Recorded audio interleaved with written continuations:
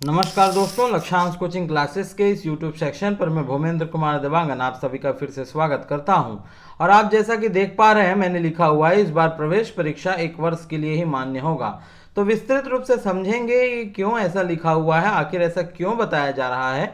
हम इस वीडियो में आपको समझाएंगे कि क्यों इस तरीके के स्टेटमेंट आ रहे हैं। तो अभी तक चैनल को सब्सक्राइब नहीं किया है तो चैनल को सब्सक्राइब कर लें, नोटिफिकेशन बेल को ऑन कर लें ताकि जल्द से जल्द नोटिफिकेशन आप सभी तक पहुंच पाए। चाहे तो आप हमसे इन चारों प्लेटफॉर्म के माध्यम से भी जुड़ सकते हैं, जिसमें हमारे ग्रुप्स बने हुए हैं। आप उससे कनेक्ट होकर तुरंत अपडेट पा सकते हैं। तो चलिए आज के इस वीडियो को शुरुआत करते हैं। यहाँ पर बताया जा रहा है कि प्रवेश परीक्षा 1 वर्ष के लिए ही मान्य होगा। तो विभागवार जारी होंगे परीक्षा परिणाम। तो आप सभी को जानकारी है कि पीएचडी की प्रवेश परीक्षा जो है वो समाप्त हो चुकी है। यहाँ पर 20 और 19 से 21 तारीख के बीच में पीएचडी की प्रवेश परीक्षा हुई थी, जहाँ पर विभिन्न 34 कोर्स में 34 विषय में शोध कार्य के लिए हुई थी। तो यहाँ पर आपको बताना चाह रहे हैं ये है कि पीएचडी प्रवेश परीक्षा उत्तीर्ण जो कर लेंगे उनके लिए केवल 1 वर्ष के लिए मान्य रहेगा, इसका फायदा उनको मिल सकेगा। अर्थात अभी कोरोना काल में एक्चुअल में क्या हुआ था, पीएचडी का कोर्स करने के लिए जो एंट्रेंस एग्जाम होता है उसको दिलाने के बाद, पास आउट होने के बाद कम से कम 2 वर्ष तक आप उसका फायदा ले सकते थे, आप उसमें एडमिशन ले सकते थे। अगर आपको यहाँ पर गाइड नहीं मिल पाता है, शोध कार्य के लिए देर हो जाता है, तो 2 साल का समय दिया जा रहा था, लेकिन अब ऐसा नहीं है। 1 वर्ष के लिए ही केवल आपका मान्य रहेगा। ध्यान रखिएगा, 2 वर्ष के लिए पहले मान्य किए गए थे कोरोना की वजह से, लेकिन अब यह सुविधा नहीं दी जा रही है, यह प्रावधान नहीं रहेगा। पीएचडी प्रवेश के लिए जो उत्तीर्ण कर ली जाती है तो उसे 1 वर्ष के अंतराल में अगर गाइड नहीं मिलता, मान लो जाए 1 वर्ष के अंतराल में मिल गया तो उसका एडमिशन हो जाएगा, प्रवेश हो जाएगा। लेकिन 1 वर्ष के अंतराल में अगर उसे गाइड नहीं मिलता है तो अगले वर्ष फिर से पीएचडी के लिए उनको एंट्रेंस एग्जाम दिलाना होगा। यही चीज बताया जा रहा है। और दिक्कत यह हो रही है कि यहाँ पर गाइड लेने के लिए मशक्कत हो रही है। कारण यह है कि बहुत सारे जो पंजीकृत छात्र हैं, जो पीएचडी के छात्र हैं, उनका शोध कार्य अभी तक पूर्ण नहीं हो पाया है, जिसकी वजह से खाली नहीं है सीट, और यहाँ पर जो है गाइड मिल नहीं पा रहा है। विभिन्न कोर्स में तो ऐसा है, कुछ कुछ कोर्स में कि बहुत ज़्यादा डिले होगा उसमें, तो इसलिए उनको फिर से दिलाना पड़ सकता है। छात्रों के पीएचडी अब तक पूर्ण नहीं हो सकी है, कुछ छात्रों की, इसीलिए सीटें रिक्त नहीं है, जिसके पहले की तुलना में कम छात्रों ने पीएचडी पूर्ण की है।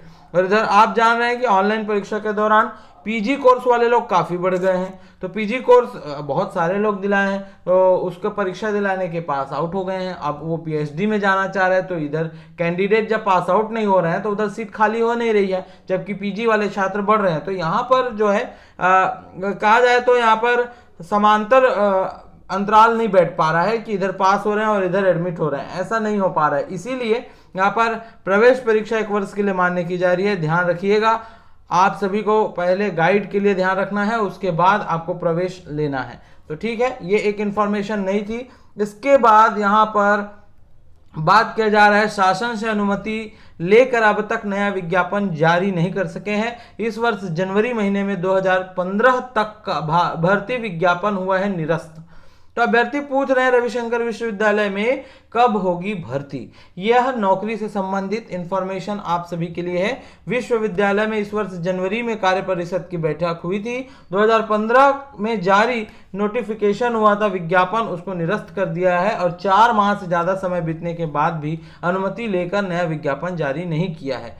व्यक्तिगत जानकारी कोई नहीं भेजा गया है। पंडित रविशंकर शुक्ल ने 62 शैक्षणिक और अशैक्षणिक पदों पर विज्ञापन 2015 में जारी किए थे। 6 वर्षों में भर्ती की प्रक्रिया पूरी नहीं हो सकी। आप 2015 से 2022 तक आप अंदाजा लगा सकते हैं। यहाँ पर विभिन्न शैक्षणिक रूप में और अशैक्षणिक रूप के पदों के लिए 62 पोस्ट निकाला गया था, और कार्य परिषद की बैठक हुई थी। रोस्टर में बदलाव, यूजीसी के मापदंड, ये सब की जानकारियों का विज्ञापन चलते निरस्त कर दिया गया है। और यहाँ पर ना तो नया नोटिफिकेशन जारी किया गया है, ना ही कोई इन्फॉर्मेशन है। तो अब भैया जिन लोगों ने फॉर्म भर लिया था उनका क्या होगा? तो उनका देखिए यहाँ पर बताया जा रहा है, अभ्यर्थियों का कहना है कि उन्होंने आवेदन के साथ शुल्क जमा किए हैं, उसका क्या होगा यह भी नहीं बताया जा रहा है। वापस आएगा पैसा कि नहीं आएगा, कि पुनः आवेदन करेंगे, क्या है, कुछ भी चीज़ नहीं क्लियर किया जा रहा है। इसलिए यहाँ पर अभ्यर्थी कह रहे हैं कि भैया इतना साल हो गया, उसके बावजूद भी आप यहाँ पर कुछ कार्य नहीं कर पा रहे हैं, वो अटका के रख दिए हुए हैं, ऐसे भी बेरोजगारी बढ़ रही है। हालांकि यहाँ पर छत्तीसगढ़ जो है दूसरे स्थान पर है बेरोजगारी कम है के लिए। तो फिर भी चलिए, आप तो हम लगातार अपडेट आप सभी के लिए लेकर आते रहेंगे। इसी तरह हमारा सहयोग करते रहें और आप सभी के लिए हम नित्य निरंतर नया प्रयास करते रहेंगे। तब तक के लिए बहुत बहुत धन्यवाद। Lakshyansh coaching classes.